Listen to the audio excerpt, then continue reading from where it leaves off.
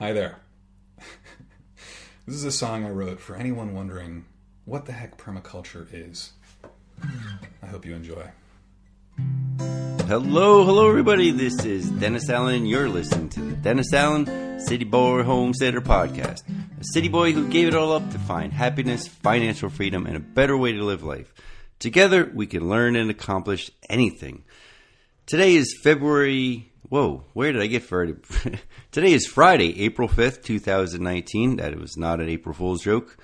And today we're going to be talking about permaculture. You know, permaculture, I should get that P filter, the pop filter for permaculture here. I've been studying permaculture for a long time now, and I mentioned it a couple times in my prior podcast. A lot of P's. And I'm going to be talking about it and how it kind of incorporates into my life and kind of how it's like the reason I'm out here in central Pennsylvania. So, see, another Pennsylvania. We're going to talk about what it is, how it's applying to my homestead building, my former life even in Jersey City, and just overall a better way to design your life, how you could use it to design a better lifestyle for yourself. And that's a big part of this podcast in Pennsylvania. So yeah, we'll be talking about that.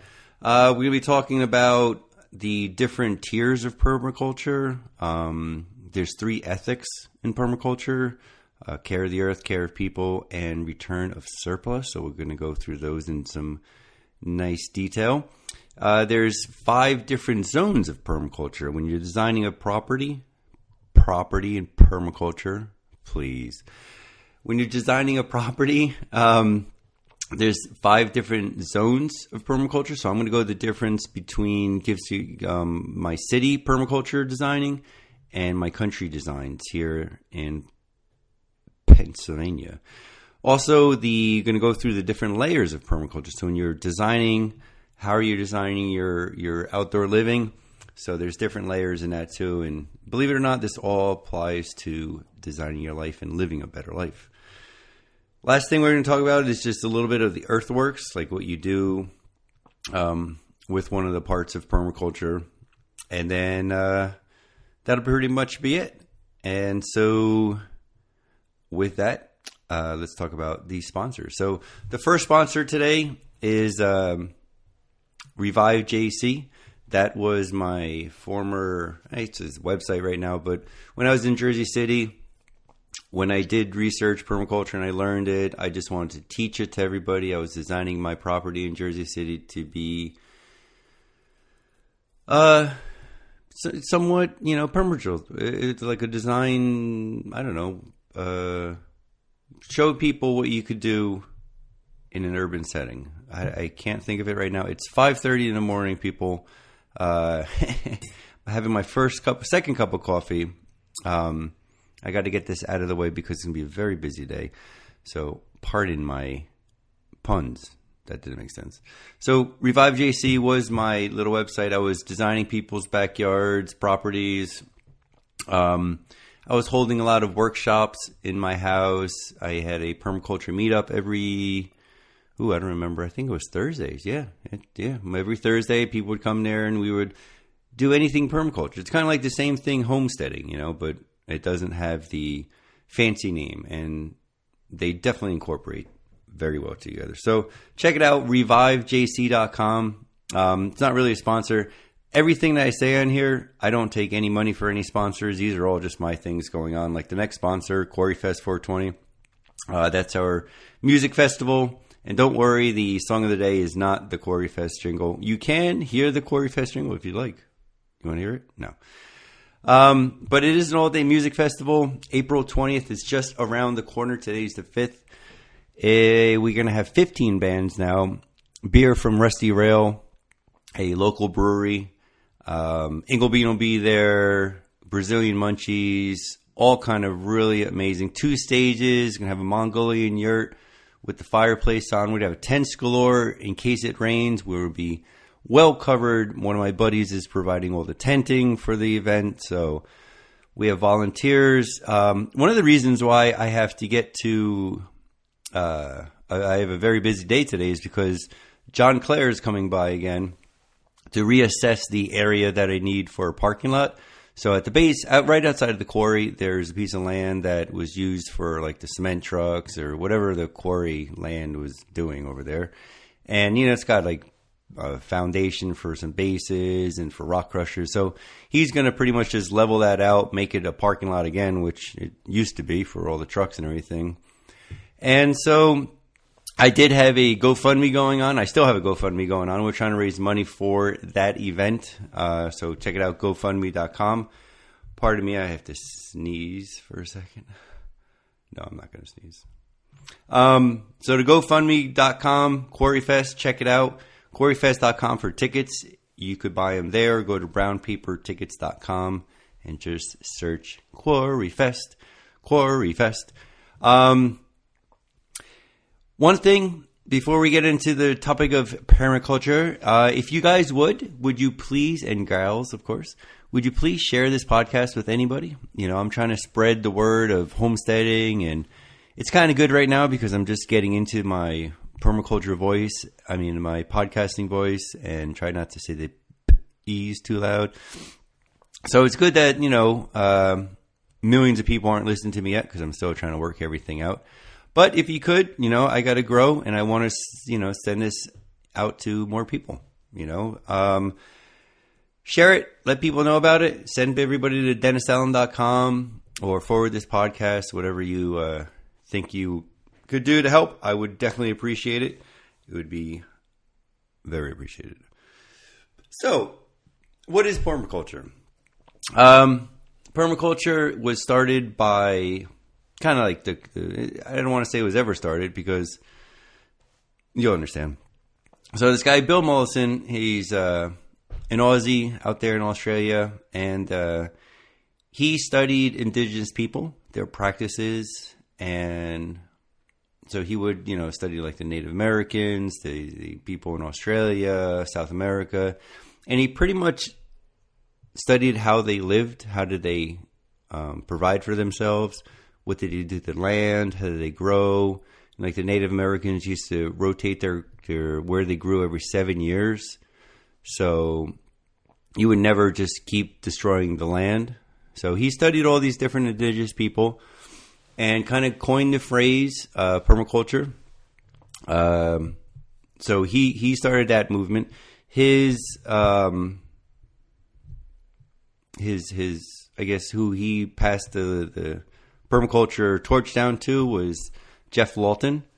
And he's the one that got me into permaculture. I was actually listening to get into the really base of how I got into permaculture. I was actually searching for a new house. I was currently living in an apartment. At this time, I was a complete city boy, shaving face every day, Hugo Boss suits, hanging out with celebrities every day. And I was kind of getting sick of it. And, my next step, I just, wanted to buy more real estate. So I was looking for a house. It took me a couple years to find a place. You definitely never want to rush into anything like that.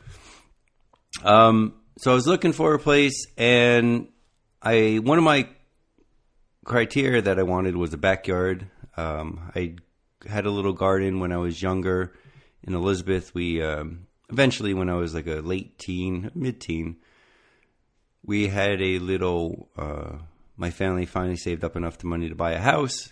And so we had a little house and had a little garden in the backyard. We did that. My grandfather was a farmer back in Massachusetts. I remember when I was younger, he took me to the old farmhouse, and it's still there. It's someone's, rich farmhouse now. But he was going through and telling me, about the property that this used to be part of his farm. So I came from a farmer. So that was always an interest of mine. He never really gardened too much. I would help my grandfather plant trees here and there. And, he wasn't definitely a farmer or anything. When he was a farmer, that's how he learned how to fly as a kid, because they did a conventional farm and he sprayed the crops. So he started learning to fly because he was a farmer and they had to spray the crops. So that's the kind of farmer he was. But my mother was a hippie. If she listens, she'd probably hate that I called her a former hippie, but she definitely was. Now I think she's a Republican. I don't know what she is, but anyway, it's not about her. So she did garden, and we had a great garden in the backyard. It was a till garden, so you had to turn over the soil every year. I am definitely a no-till kind of guy when it comes to that. But I always wanted a backyard, so my new house, I was going to make sure it had a backyard. So I started doing research. I would kind of Google, best type of garden or how to garden. Should I do raised beds? Or I didn't even know about raised beds back then. So just doing all this kind of research. I guess I did know about raised beds when I was in the condo. Because I was planning on doing something like that. So all my research, I find, like survivalist researches, places that are talking about this thing, permaculture. So I think that's how I first found out about it, was through one of these podcasts. And I was very intrigued. They're talking about designing a system the way a forest is, in the way that indigenous people did it, So it was very intriguing. I was getting very into the green movement, trying to save money, by cutting your electric bills down, things like that. So it all kind of like worked hand in hand. I didn't want to put chemicals on my food because I thought that was stupid. And so that rabbit hole led me down, funneled me down, I should say, into permaculture. So that's kind of how I got into it. Just looking for for a little backyard garden. Once I found permaculture, I started studying it. I was working my last 4 years maybe. I was working in a call center. We called it like an early retirement, because before that I was helping run 18 stores in Manhattan, all the Verizon Wireless locations. So I took an early retirement gig. I went into the corporate world, went to the corporate office, and just sat at a desk all day in a call center. Nice big window, I had nice views of the country and everything because it was in upstate New York. But because I didn't really have to do anything, I went from running 18 stores in Manhattan to running 12 people saying, "Thank you for calling. You want to buy a phone?" Uh-huh. So it was very easy. I did a lot of researching. I took my first online course was with Jeff Lawton. So he was the protege of Bill Mollison. So he's the one that runs the Permaculture Institute of Australia, PRI, actually Permaculture Research Institute. It's in Australia, but it's a global thing. He had an online course.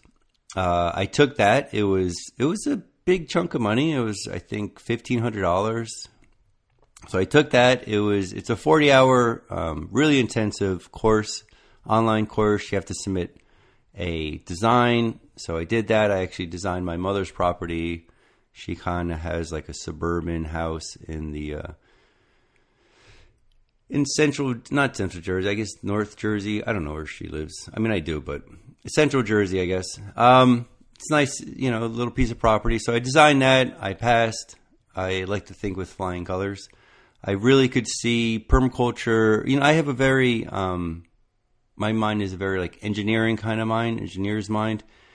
So permaculture fits that very nicely because I see patterns. I see like the overall picture. I could understand, when you look at a property or overall, even a state, you could see where the wet parts are and where the water drains, things like that. So that works really well with permaculture. So it, math and English, they ain't my best subjects, but permaculture, I could really understand the design science of it. So it was very fun. I just went right through the course and I, did all kind of other research. And so I got my PDC. I got another one from somebody else just to kind of, it's always good to get two different views of something.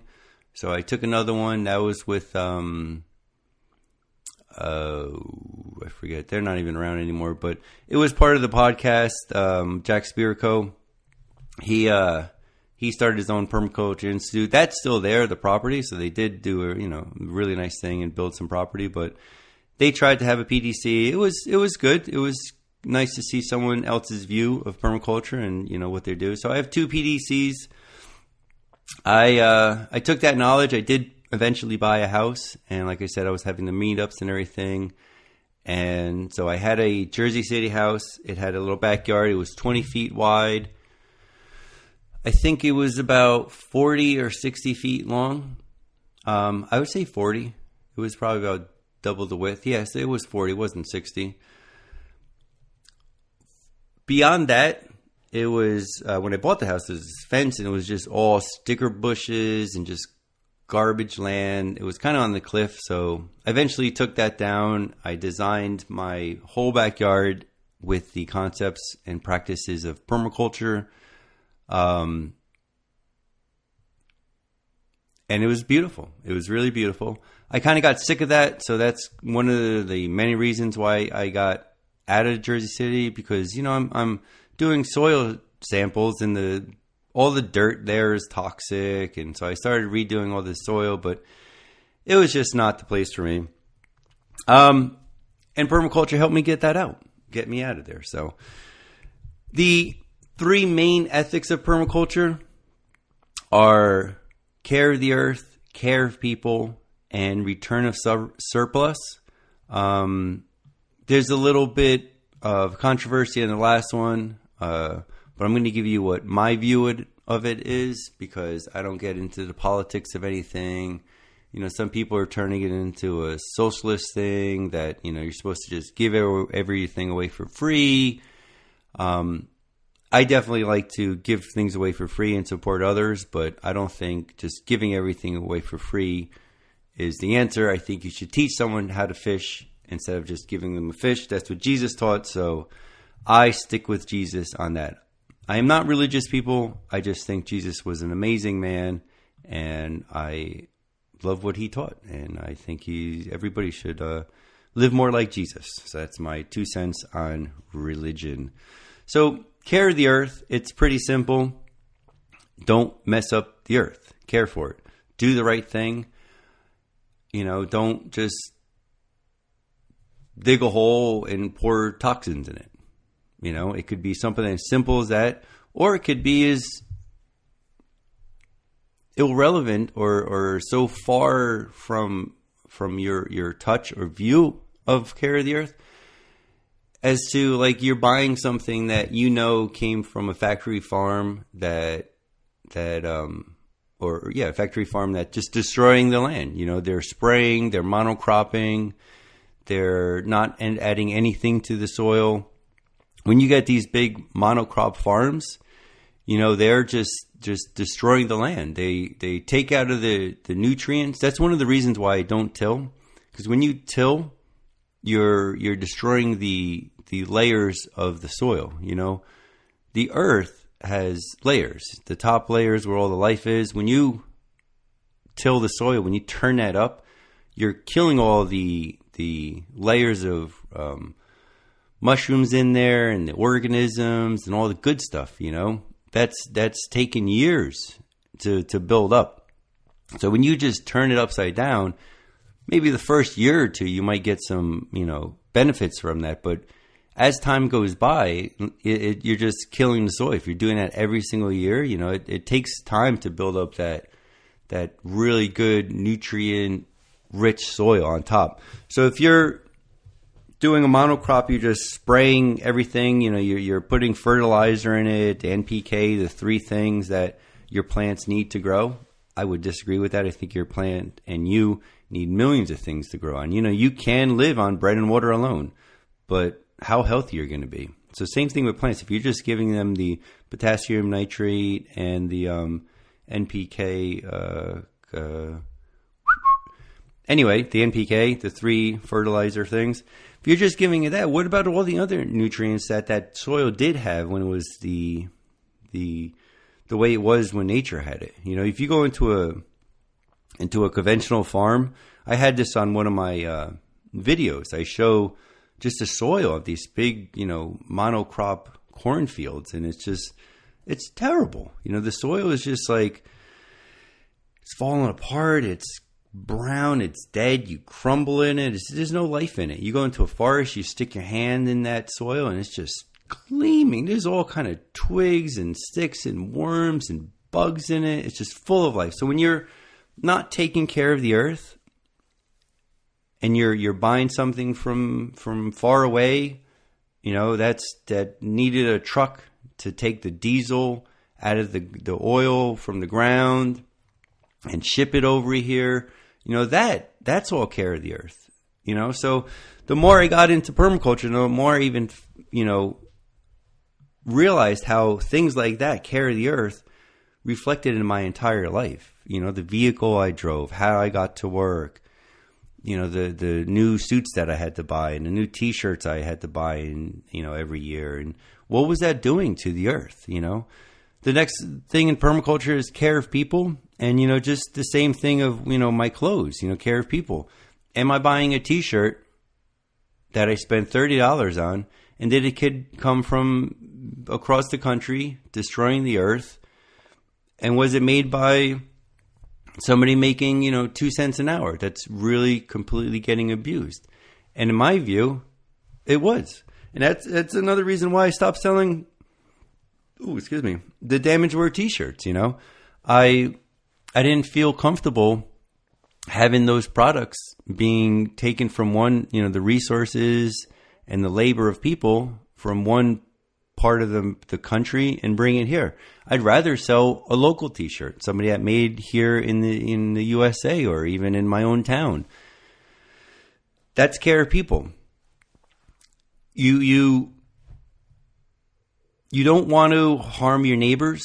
If you're spraying chemicals and if you don't believe in it, you're still harming your neighbors because downstream from that, you're putting chemicals on their property that they don't want. So care of people is the second ethics of permaculture. Don't buy garbage, Care of people also is yourself.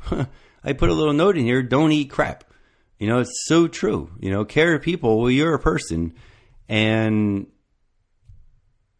do I have to say any more? The stuff that you're putting in your body, if you're eating that corn that is grown in that dead soil that has to be injected with fertilizers to grow, is that corn healthy? Is it sprayed with chemicals that are designed to kill? Is that healthy? Is that care of people? Is that care for yourself?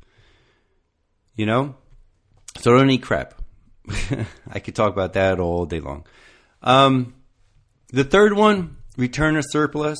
It is also spoken about limit population, so don't have 1 million kids if you can't feed them. That's a very healthy way to live life. Don't have 100,000 people in a square mile. What is that doing to the care of the earth and care of people? That's limiting the amount of resources you need as inputs. Also, your outputs. So I'm not taking a lot of inputs, and I'm not sending anything out. So return a surplus is also the third ethic is also talking about like things like composting, throwing stuff away. Don't buy the Cocoa Puffs in a jar. Try to take a jar to get the Cocoa Puffs. You know what I'm saying? There's a lot of, you shouldn't eat Cocoa Puffs, but if you go to like those Whole Food centers and places like that, you can just buy it in bulk. Use your own containers or a reusable bag, something like that, instead of getting something with garbage and then throwing it out. So you want to keep your garbage on hand. And the big thing of that is, like, all right, whatever he's talking about, garbage. I'm talking about everything, like your poop, your water.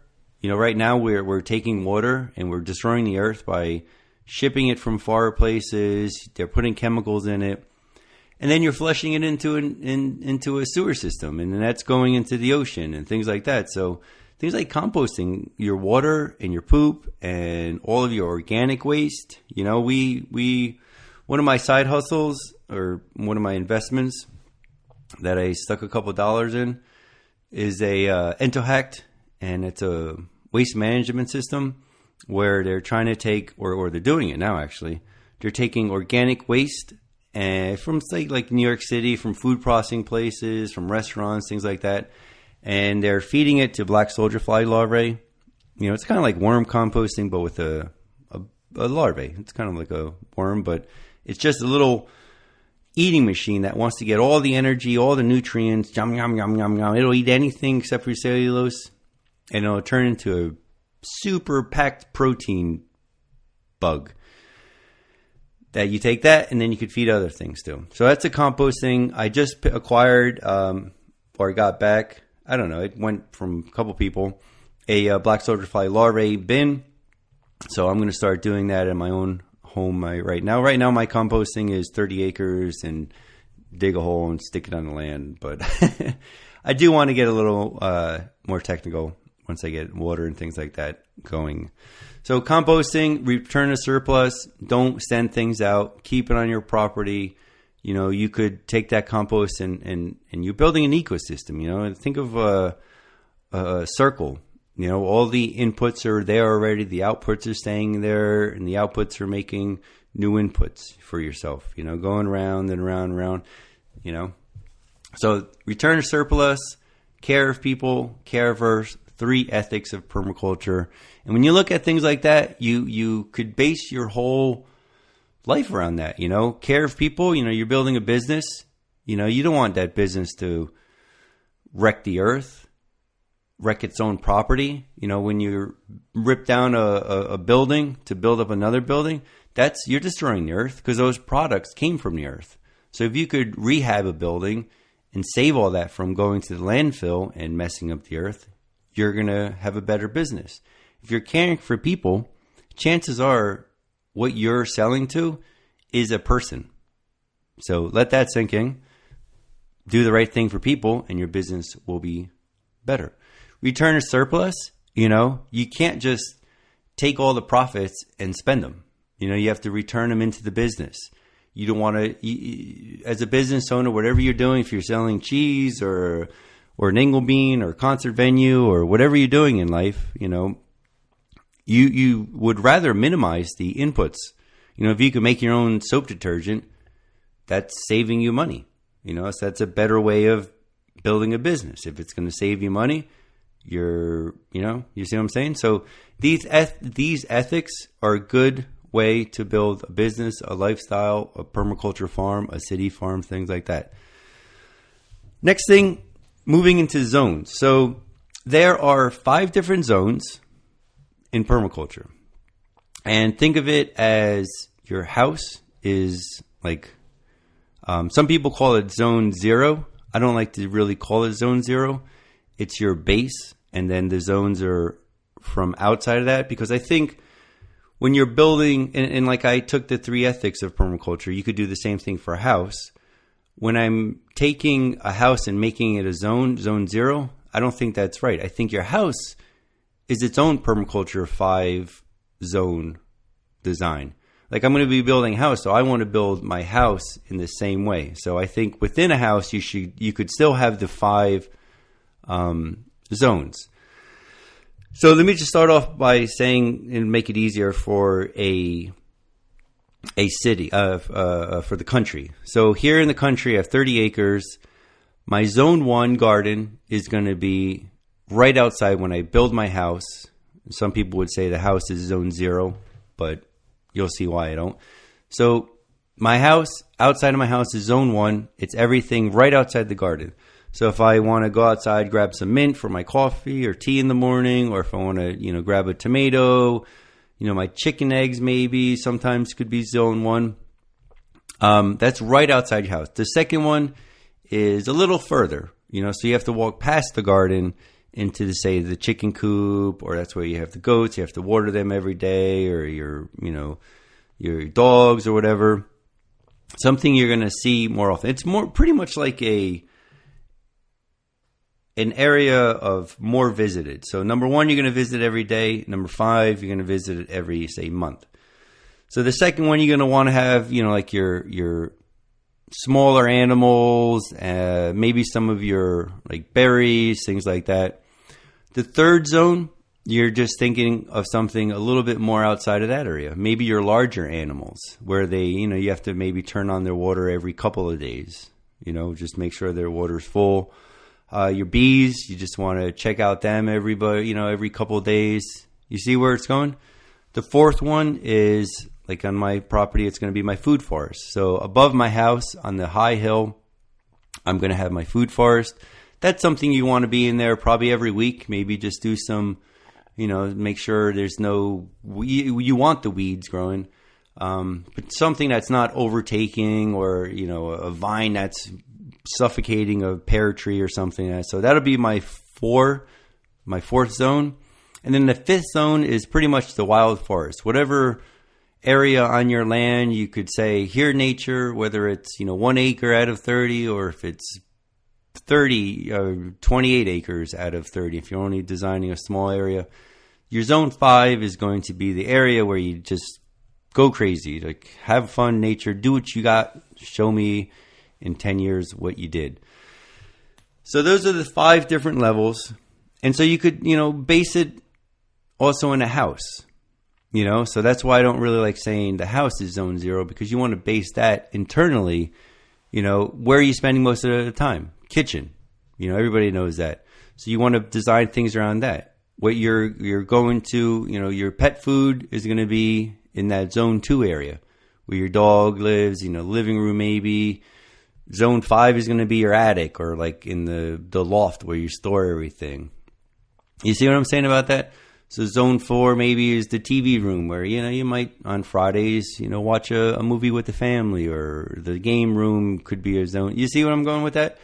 So with that structure, you could design a business, you could design a home, you could design anything. So that's how the layers tie into a country. And then real quick, I'm going to go into how I did it in Jersey City. So some of you all are still stuck in the city, trying to get out of the city. And how could you design permaculture in your life, even if you just have a little house? So you design so this is actually based on what my house was. Number 1, I had window planters, and I had like a little porch garden. So something, I lived on the 2nd floor, something you could just reach outside the window, grab some herb, right in your tea. Boom, that's zone 1. Number 2 was my backyard garden and my chicken coop. So I was out playing with the beddies every day, opening up the door. I didn't have anything automated. With my homestead, I'm going to have my chickens automated so I don't have to go there every day. I have automatic doors, open and close. I'll probably walk by it, make sure everyone's doing good, make sure it's working, and I'll visually see it. But when I was in the Jersey City dwelling, number 2 was my chicken coop, because I was there every day. I had to open it and maintain them, and it was, very close to my house. My 3rd section on my property was a perennial section. It's kind of like the food forest of the zone 4 in my country house. But here it was my perennial section, which was kind of just like, I had couple a pear tree, an apple tree that had, they both had different varieties of the same fruit. So it was kind of like a little section in my backyard that I didn't go there. I had to jump over a little, 4-foot fence or 3-foot fence where the chickens couldn't go in there. But that was my perennial section. I didn't go there often. It was just as close as my chicken coop, but not always. It's not always a matter of walking distance. It's a matter of time spent in that area. The 4th zone I had was my front yard. It had a mulberry tree in there, and it had a couple perennials growing in the ground. But I wasn't, I walked through it every day, but I didn't go there and spend a lot of time maintaining it. So that would probably be like my zone 4 would be my front yard. And then my zone 5 was the area behind my land. that it was the city property. Some of it was probably like a zone 4 because I had some fig trees and things growing in there. My beehives were probably in like back there, but because we were there more often, that would be a weird, maybe like a zone 2 in the city. I would design my bees, even though they were like surrounded by zone 5 and you had to walk far, but it was really only like 50 feet away, down a hill. So if you were in the backyard, maybe you could just grow one little corner. Like my one little corner in my backyard was my perennial section that I just kind of, let those kind of grow wild. But maybe you could just stick like one little corner, just give it to nature and say, hey, go crazy, whatever you want to do. So those are the 5 different zones of designing with permaculture. Now, there's also layers that we talk about a lot in permaculture. And what that is like a layer of a forest. So when you're building things like a food forest, this works a lot, or even a garden. You have different layers of food.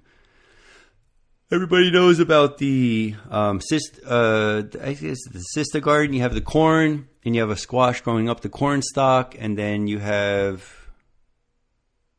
beans. No, beans grow up. Oh, that's right. Yeah. So squash grows. It's a vine, but it's a ground cover, and then the beans grow up the corn stalk, and the corn stalk is the upper layer. So think of that as like a canopy. You have a vine layer, and then a ground cover. So there are a couple more, but you kind of get the point. You see there's 3 different layers of that. I mean, those 3 things could be grown in like a 6-inch diameter. So that little area, instead of just having that corn growing there, you have different layers, just like a forest. So the layers in permaculture, or just actually in a forest, are a canopy layer. All right, that's the uppermost layer. That's the really tall trees, say maybe like the acorn trees that, it's kind of like the zone 5. You're not up there very much. Right below that, you have the sub canopy, and those are probably like the smaller trees. You could walk around in the forest, and they grow underneath the canopy. They're not going to reach as high as those trees. So these are things like apple trees that you could just pick from, pear trees, the low hanging fruit. That's the sub canopy. Below that, some people put this lower, but I have the vine layer, and that's the things growing up the trees, like the grapes. So picture grapes growing up that big pine tree, or the big acorn tree that you're not picking acorns; they're falling down to you. Imagine grapes growing up that. The layer below that is a shrub layer. So think of like big raspberry bushes. They're they could get 6-7 feet tall, but it's still it's ground based. It's growing on the ground. So that's that layer. In the forest, it could be a million different varieties of plants. But if you're growing and designing your own forest, you want that shrub layer to produce something for you. The next layer is the herbaceous layer. That's any kind of like herbs growing, so like mints on the ground, kind of, like a little bushy kind of thing. That's another layer. So you could, if you're going to design this garden, you're going to put like things that you want, like mint and thyme and things like that. Below that, you have a ground cover. So think of something like sorghum, or is sorghum a ground cover? Yeah. Clover, things like that. You could put that down as a ground. Strawberries. Imagine a whole, forest. You don't want the whole forest, but of ground cover strawberries. That's another layer. And then the 7th layer, 1, 2, 3, 4, 5, 6, 7. All right, 7 layers. Just want to make sure. Is the rhizome layer. Those are things growing in the ground. Like your sweet potatoes, or a big, root kind of thing. So those are the 7 layers. There's a canopy, sub-canopy, a vine, shrub, herbaceous, ground cover, and rhizome. So 7 layers. You could picture a big tree, a little tree underneath it, vines growing up the trees, big shrubs growing underneath the secondary tree. Underneath that, you have like smaller shrubs, herbs growing, things like that. then on the ground, what's growing on the ground, and then what's growing underneath the ground. So those are the 7 layers. And when you're designing with these layers, you want to make sure that you fill every single one of these layers, because in nature, this is the way nature does it. And if you don't have any of these layers, guess what? Nature's going to put something in there. So if you have, say if you just start off with an empty field, you don't have anything, what's going to grow? The first thing that's going to grow is the things are going to come from the roots. Seeds are going to start growing. That's going to be the first layer. Then it's going to come up to the ground. It's going to start covering it with whatever it's going to cover. You're going to probably it's going to grow what the soil is requiring. It's going to grow what it has available to it, what's best for its own climate. It's amazing how nature works. And this is why you want to study nature. You want to see what nature would do. You want to read what's growing out of these, what's growing out of the bare land. And that's another topic, but so the first thing's going to grow is the tubular things are going to come from the earth. It's going to cover the ground in the ground cover. And then what's going to happen? You have like the herbaceous things. You have little bushes growing. And then above those little bushes, that's going to give a bigger bush the opportunity to grow. Then that's going to shade the smaller one. Sometimes it's going to kill out the second layer. And that second layer is going to get pushed out a little bit more. And then things are going to start stacking on top of that. So whenever you're designing any kind of land, if you're leaving out a layer, nature's going to fill that layer. So you want to make sure that you have all those things in place, because that's going to make it a lot easier for you to maintain this property and to design it and have it produce for you. That's why homesteaders and survivalists and people like that really love permaculture, because you could kind of like set it and forget it if you build it right. The last thing I want to talk about real quick is earthworks and how you design the actual. Oh, that was weird. I'm getting an echo, people. Hold on, please. I'm going to pause this for a second. Oh, that's better. Hello? All right, so it's the way you design the land. In Jersey City, usually water is the main reason why you want to design land. Not the main, but one of the most important ones.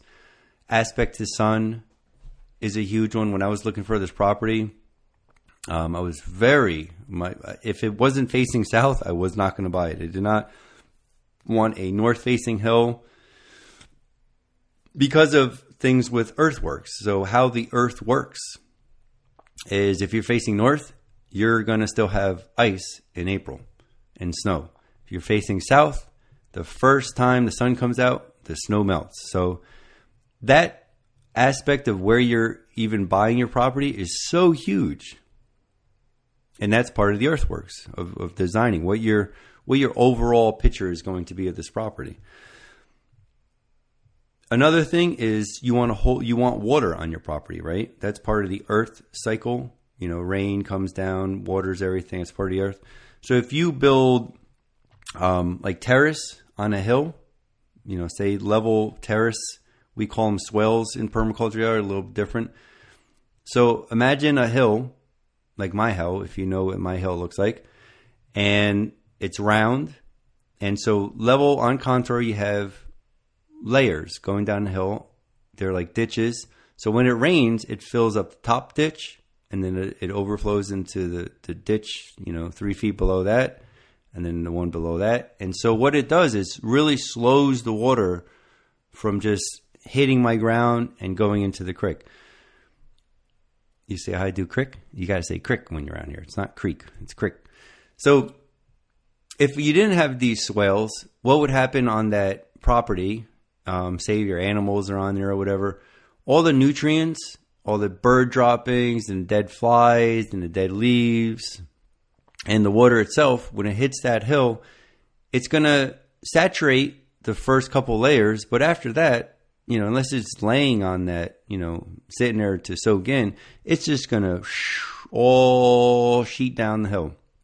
So every time it rains, April showers, you want to try to control that water. So you want to build swells, and that's it doesn't stop the water from going in the creek. It just slowly allows it to flow down the hill. So think of a sponge. If you stick water in a big old sponge and put it on a tilt, all that water is eventually going to leave that sponge. It's never going to stay there. But if you had things growing in that sponge, those plants could take up that water from the April shower that, it didn't rain for 2 months, but the water is still,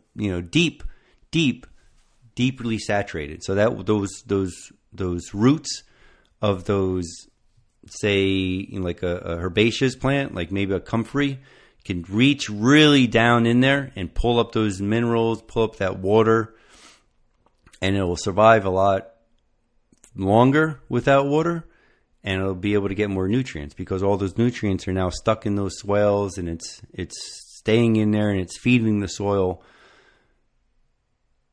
just by not being able to get washed in the ground. So the way you're designing your earthworks, I'm going to put swells in there. In the city, what I did, because it's kind of like it was level and it was too small to really design swells into it, what I did was I actually just put a swell around the property, the lower part of the property, and I didn't do it on contour. I just made it contour. So every time it rained, my backyard filled up. People thought it was flooding. I was like, no, it's not flooding because it'll overflow and it'll go down the hill or, into the Hudson River eventually. I was only a mile from the Hudson River, so it definitely went into the Hudson River.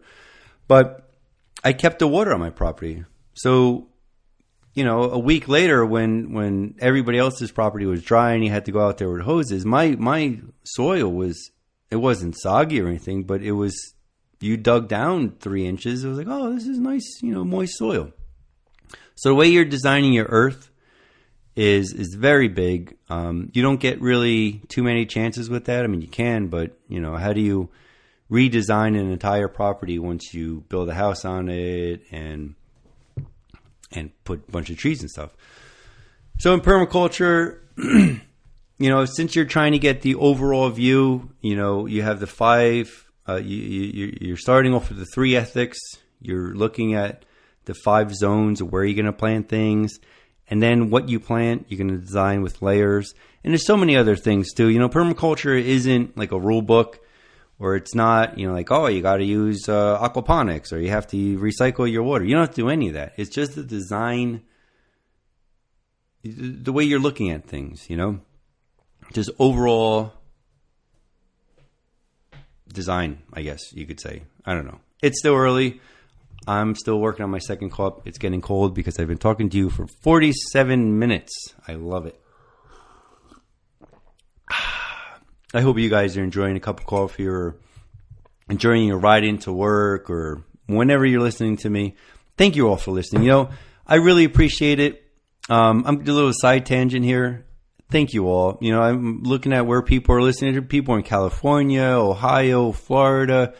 It's amazing. We have somebody in Holland now, in the Netherlands listening. It's really amazing. So thank you all for that.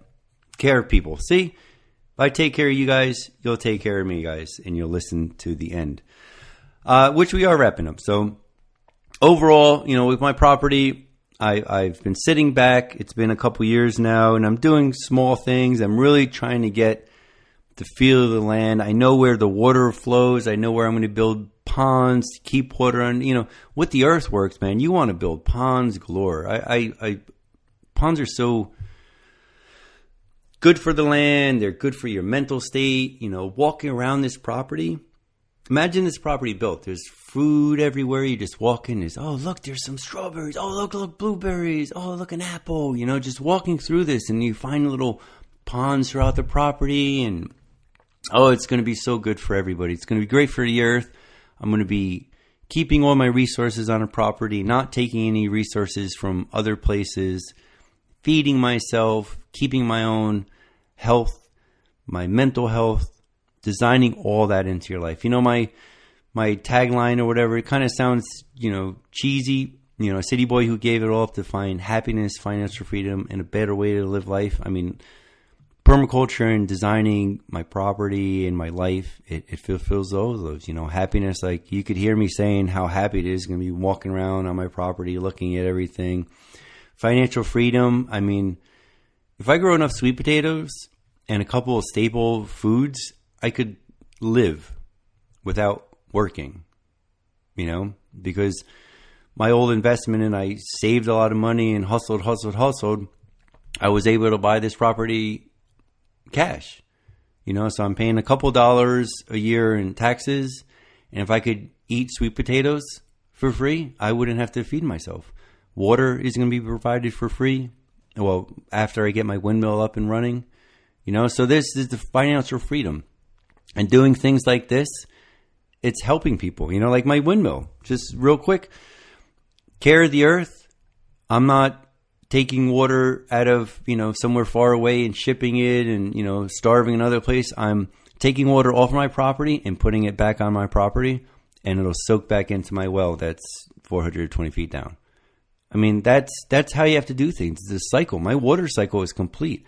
If I pee on my property, that water will be down back in my reservoir in 10,000 years, So that's the way to do it. And just overall a better way to live life, just everything about this. If you base your life on these three principles, even, the zones, things like that, you're going to have a more happy life. If you design your work around these things, Do I really have to drive, 2 hours to work? Do I have to drive an hour? Can I get a job that maybe I'm saving, 2 hours a day on a commute?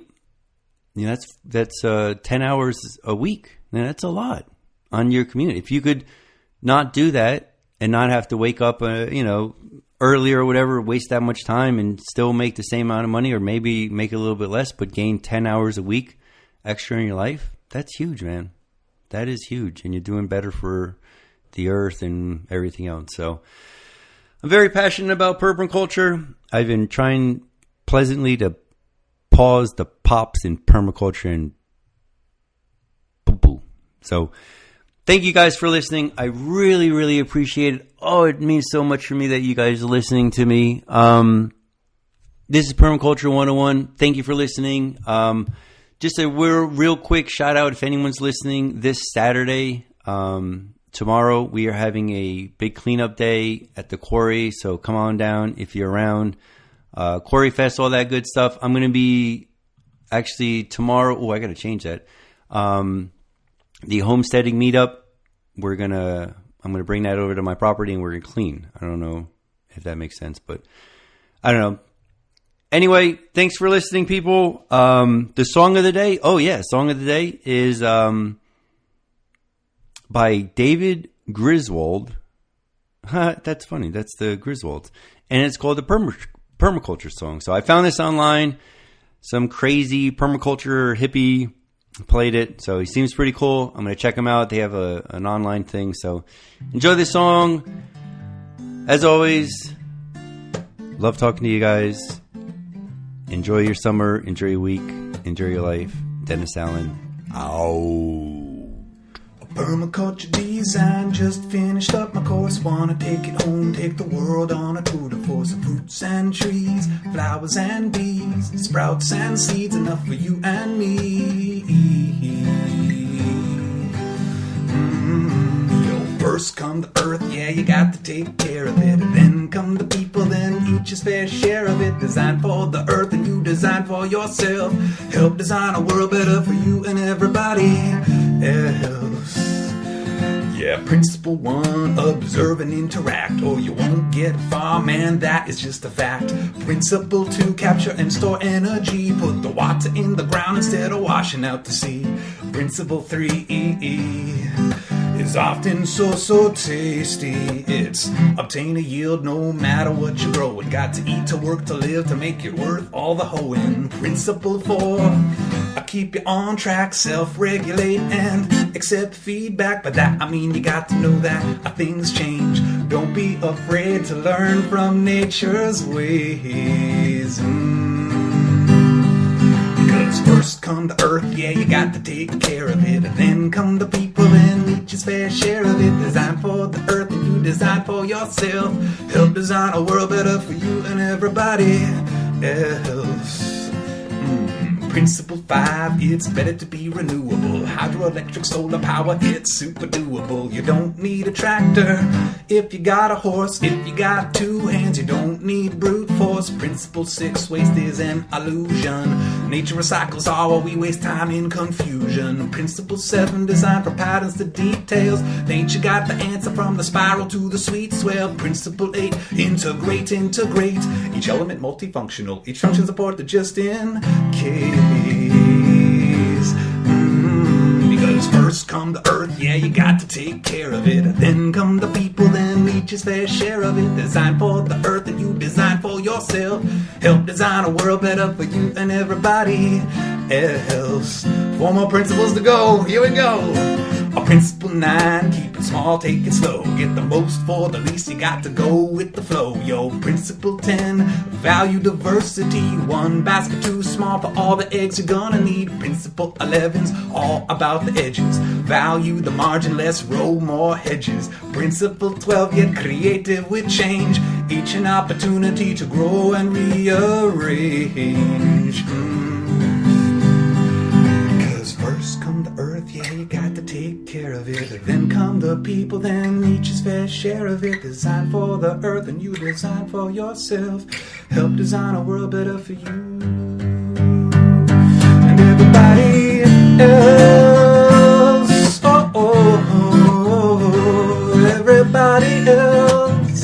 Everybody else. Because first come the earth, you got to take care of it. And then come the people, then each his fair share of it. Design for the earth and you design for yourself. Help design a world better for you and everybody else. That's permaculture.